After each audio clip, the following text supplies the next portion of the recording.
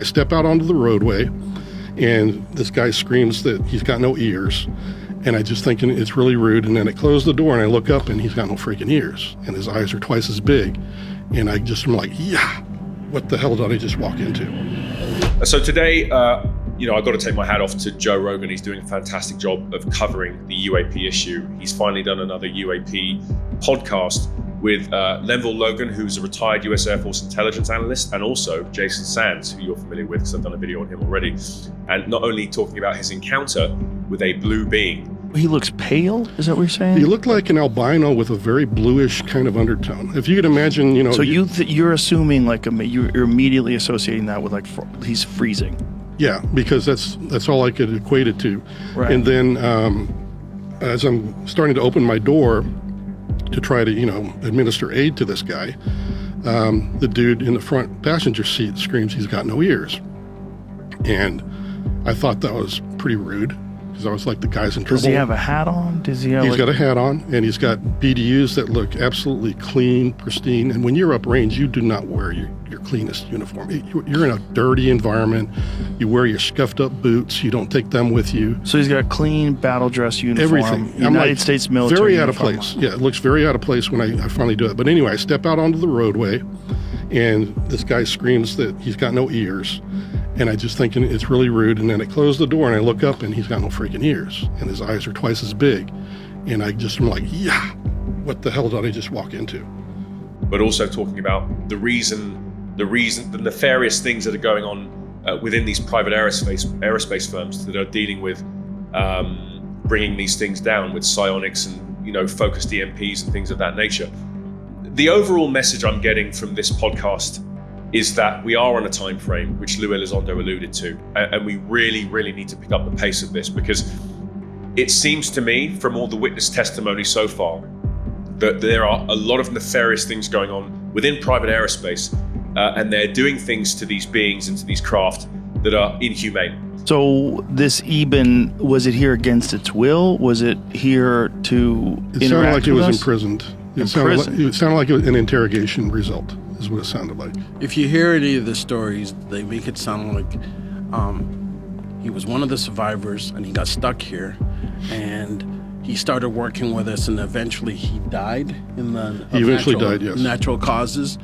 But it's all speculation because we're hearing all this stuff, right, but we don't have any way to verify. And how many other stories that are similar to that, like the interactions and a thing being here with us, have you heard? There's another one that actually escaped from captivity. Yo. But he actually convinced his interpreter or his interrogator to help him escape, because the program was trying to get him to open a portal for them, and they wanted control of it. And the guy eventually, the interrogator actually pushed him into the portal and had surreptitiously given him back to his own home world.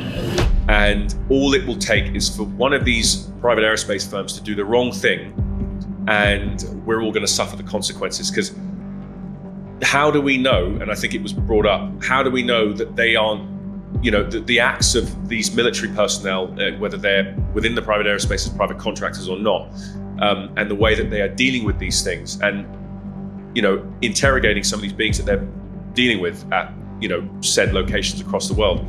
And this wave of emotion hit me like disgust, like I am not going to talk to those barbarians and murderers. Wow, so he was saying that to you, his reaction to going to the military base was, exactly, yeah. He did not like it. He said, I am not going to talk to those people.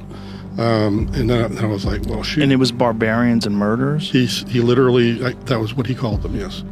If that's what these beings think we're like, then we're all going to suffer the consequences long term, which I think is where this time frame keeps coming in.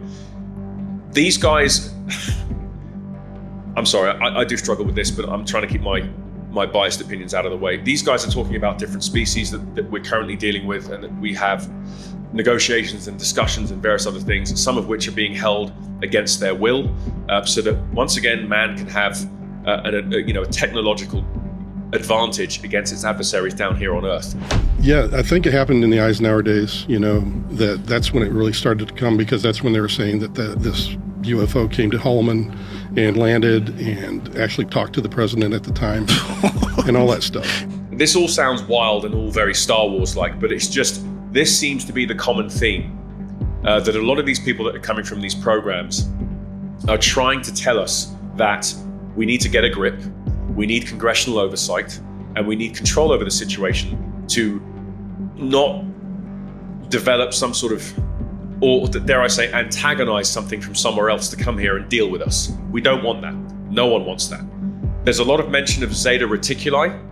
Okay, apparently a lot of these things are coming from Zeta Reticuli. Anytime someone brings up NHI aliens, my first thing is, which one? Which one? Because they talk about it as if it's one entity. Oh, they did that. Oh, they did this.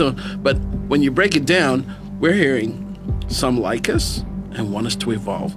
Some don't like us and want us to kind of pull back. Yeah. And they want to control certain things. So I'm like, well, which one? And then they look at me with that deer in the headlight look like, oh, I don't know.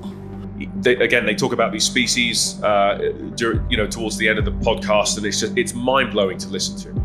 But because of these guys' backgrounds, that they were both former intelligence analysts within a UAP task force, we have to pay attention to these things. We can't ignore this.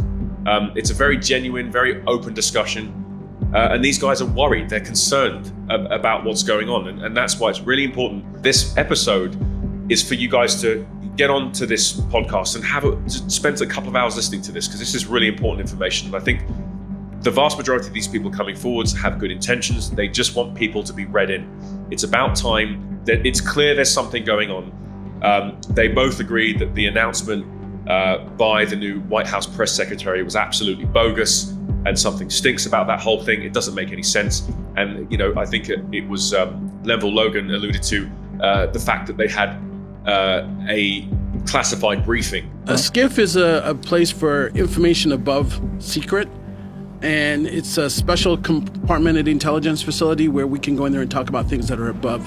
And there's no recording devices. Right. You don't no phones, no nothing. Nothing. Right. But the thing is this. I mean, most of us that are in the intelligence community or whatever, we're going to look at it and say something's not quite right here, because this is something domestic happening over the U.S. So would it really require a SCIF? Especially if it's authorized. Right. Correct. So would it really require that level of security to go on and have these guys talk? It just doesn't make any sense. Yeah. Why are you going to have a classified briefing about what's going on with these drones if they are not something that the FAA isn't familiar with? And remember, she said that the FAA approved these things, even though the FAA imposed a temporary flight restriction over the vast majority of New Jersey and said counties across New York. So it doesn't add up to me. There's a lot of stuff that something stinks here. It doesn't make any sense. But this is what you've got me for. This is why we're doing this, is so that we have a bigger picture and understanding of what's going on. This podcast, I can't tell you, this is absolutely wild. The things they're talking about in this, everyone needs to know.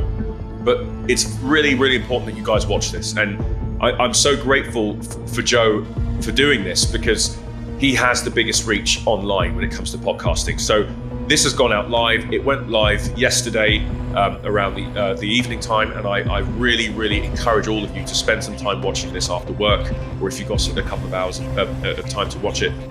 It's absolutely fascinating. And if it's real, it's empowered me to do so much more and to fight the good fight by getting the truth out. And you should do the same too. So that's all for now, guys. You heard it first from DK, and pay attention to this. I'll see you on the next one. Thank you.